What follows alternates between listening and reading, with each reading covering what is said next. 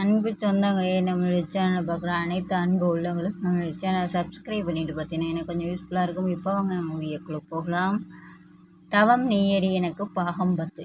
நீ இப்போ வாரியா இல்லையா என்று அழைத்த தேவி கையில் நீரை அள்ளி பாறையின் மேலிருந்த அக்காவின் மீது அடிக்க, இருடி குளிருது என்று தங்கையை தடுக்க நினைத்து முடியாமல் பாறையிலிருந்து சறுக்கி தண்ணீரில் வந்து விழுந்தாள் ஜான்சி. ஹா நனைஞ்சிட்டியா என்றபடி குழந்தையாய் குதூகலித்தவள் நீரை அள்ளி தெளித்து விளையாடவும், முழுக்க நினைந்து விட்டோமே என்ற நோக்கில் இவளும் தங்கையுடன் சரிக்கு சரி விளையாட ஆரம்பித்தாள். இருவரும் அருவியில் நனைவதும் குளத்தில் விழுந்து நீந்துவதுமாக வெகுநேரம் விளையாடினார்கள். விளையாடும் ஆர்வத்தில் ஜான்சி கவனிக்க தவறிய ஒன்றை தேவி நன்றாகவே கவனித்து விட்டாள். அது தனது அக்காவின் கழுத்தில் கிடந்த தாலிதான். அதிர்ந்து போய் அப்படியே நின்ற தங்கையை பார்த்து, என்னடி அப்படியே நின்னுட்டே, வா வா என்றவள் தங்கையின் பார்வை சென்ற இடத்தை கண்டு தானும் அதிர்ந்து அவசரமாக தாலியை எடுத்து தனது உடைக்குள் மறைக்க முயன்றாள். ஆனால் ஈர உடை மீண்டும் அப்படியே காட்டிக் கொடுத்தது. என்ன இது என்ற குரலின் கடுமையைக் கண்டு நடுங்கி, எதுவும் இல்லை தேவி என்றவளின் அருகே வந்தவள் ஆடைக்குள் மறந்து இருந்ததை வெளியே எடுத்து, என்னடி இது, உனக்கு கல்யாணம் ஆயிடுச்சா என்று கேட்க, இதற்கு மேல் தப்பிக்க வழி இல்லை என்று தோன்ற மெல்ல தலையசைத்தாள். எவ்வளவு நாளாச்சு, மம்மி டாடிக்கு தெரியுமா என்று அதட்டலாக கேட்க, நீரை விட்டு வெளியே வந்து நடுங்கியபடி பாறையில் அமர்ந்த ஜான்சி, 20 நாளாச்சு. காலேஜில் என்னோட சீனியர், வீட்டில் யாருக்கும் தெரியாது. அவருக்கு வேலை கிடைக்கிற வரைக்கும் தனித்தனியாக இருக்க முடிவு பண்ணியிருக்கோம் என்றாள். ஏளனத்தில் உதடுகள் வளைய, வேலை இல்லாதவனா என்றாள் தேவி. ஆமாம், ஆனால் நல்லவர் என்ற அக்காவை முறைத்து, நல்லவனோடு மகளை வாழ வைக்க நல்லவனாய் இருந்தால் மட்டும் போதாது, பணக்காரனாக இருக்கணும். என்ன துணிச்சல்டி உனக்கு என்று வேங்கையாய் சீறிய தங்கையை கண்டு பயந்து போனாள் ஜான்சி. சரி, அவன் எந்த ஊர்? இதே ஊர் தான், நம்ம சின்ன கம்பெனியில் வேலை செய்கிறார். அவரும் அவர் ஃப்ரெண்ட்ஸும். எதுவோ லேசாக இடற, அவர் ஃப்ரெண்ட்ஸா? யார் யார் என தேவி கூர்மையுடன் கேட்க, இவர் பெயர் செய்து அவருடைய ஃப்ரெண்ட்ஸ் சுகன், குணா 2 பேர். இதில் குணாவால் பேச முடியாது என்று ஜான்சி கூறிய மறு வினாடி தேவியின் வலதுகரம் அவளது கன்னத்தில் வலுவாக இறங்கியது. போயும் அந்த பிச்சைக்கார பசங்க தானே கிடைச்சாங்க என்றவள் அக்காவின் கூந்தலை பற்றி தூக்கி, எழுந்து வாடி, அப்பா கிட்ட உன் லட்சணத்தை சொல்லலாம் என்றதும் ஜான்சி மிரட்சியுடன் கை கூப்பி, இன்னும் கொஞ்ச நாள் தேவி, ப்ளீஸ், யாருக்கிட்டையும் சொல்லிடாதாமா என்று கெஞ்ச அவள் கூந்தலை பற்றியபடி இழுத்து கொண்டு காரை இருக்கும் இடம் நோக்கி நடந்தாள். வழிநடைகளும் ஜான்சி கண்ணீருடன் கைகூப்பி கெஞ்ச அவள் மனம் துளி கூட இறங்கவில்லை. கார் கதவை திறந்து பின் இருக்கையில் சகோதரியை தள்ளியவள் கதவை மூடிவிட்டு முன்புறம் வந்த டிரைவர் சீட்டில் அமர்ந்து காரை கிளப்பினாள். விபரீதம் புரிந்து தனது மொபைலை எடுத்து சேதுவுக்கு மெசேஜ் அனுப்ப முயன்றாள் ஜான்சி. மெசேஜ் டைப் செய்யும் ஒலி கேட்டு திரும்பிய இளையவள் மொபைலை பிடுங்கி காருக்கு வெளியே ஒரு பாறையின் மீது அடிக்க மொபைல் நொறுங்கியது. நான் காதலுக்கு எதிரி இல்லை ஜான்சி, ஆனால் காதல் கூட தகுதியோடு தான் வரணும்னு நினைக்கிறவ என்று கூறிவிட்டு காரை வேகமாக ஸ்டார்ட் செய்து வீட்டுக்கு கிளம்பினார்.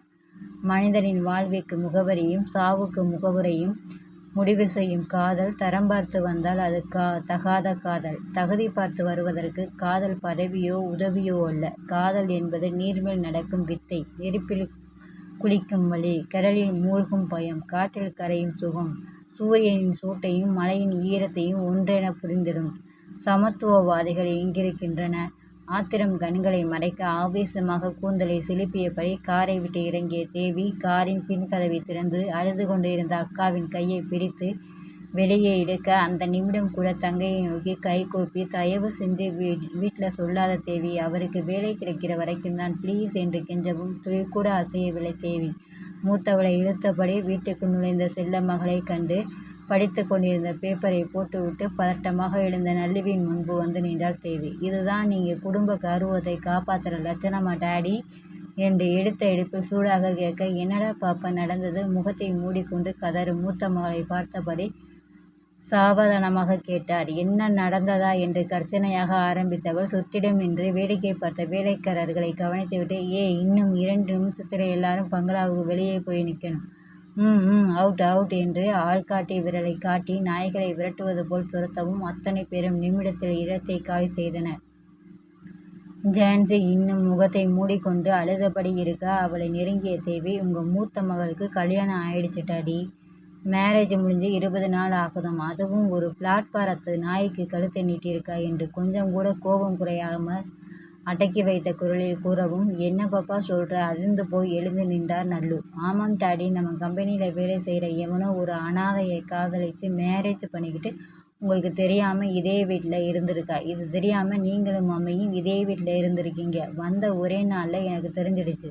அவள் கூட இருக்கிற உங்களுக்கு தெரியலை. உரத்த குரலில் கத்தி முடிக்கவும் நல்லு மூத்த மகளின் மீது பாயவும் சரியாக இருந்தது. இடுப்பு பெல்ட்டை உருவி கொண்டு விளாசி தள்ளியவரை தடுக்காமல் எதிர் சோபாவில் சென்று அமர்ந்தாள் தேவி. மூத்த மகள் அடிபடுவதை தடுக்க வந்த கஸ்தூரியும் சேர்ந்து அடிபட்டார்.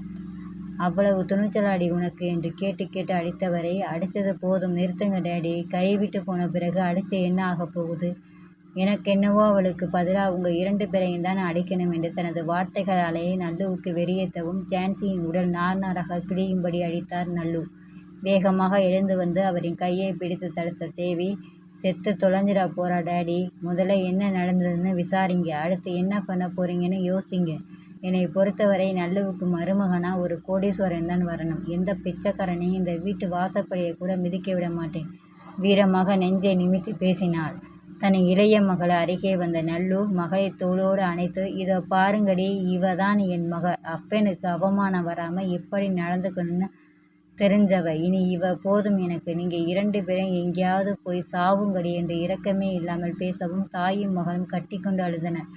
அழுது வேஷம் போடுறதை நிறுத்திட்டு, எவங்கிட்ட போய் தாலி வாங்கிட்டு வந்தேன்னு சொல்லுடி என்று ஆத்திரமாக கத்திய நல்லு ஜான்சியின் காது கிளியும்படி ஒரு அறை விட்டதும் துடித்து போய் தரையில் விழுந்தாள். சேதுவை பற்றி கூறி தனக்கும் அவனுக்கும் ஏற்பட்ட காதலை சொல்லி திருமணம் நடந்த வித்தையும் கூறியவள் தகப்பனை நோக்கி கையை எடுத்து கும்பிட்டு, என்னை விட்டுடுங்கப்பா, நான் அவர்கிட்டயே போயிறேன். எனக்கும் எதுவும் வேணாம், எல்லாம் தேவைக்கே கொடுத்துருங்க. நான் அவர்கிட்டயே போயிறேன், விட்டுடுங்கப்பா என்றவாறு கதறி அழுதாள். துளி கூட இரக்கம் காட்டவில்லை நல்லுவும் தேவியும். அதுவும் கம்பெனியில் வேலை செய்யும் கூலிக்காரனோடு தனது வாழ்க்கையை நிச்சயம் செய்த ஜான்சி பெரும் துரோகியாக கண்களுக்கு தெரிந்தாள். போயும் அந்த நானாத தாண்டி கிடச்சான், அரிப்பெடுத்த சிரிக்கி என்று வார்த்தைகளை வக்கிரமாக கொட்டியபடி மகளை கொன்றுவிடும் நோக்கத்தோடு அடித்து துவைத்தார்.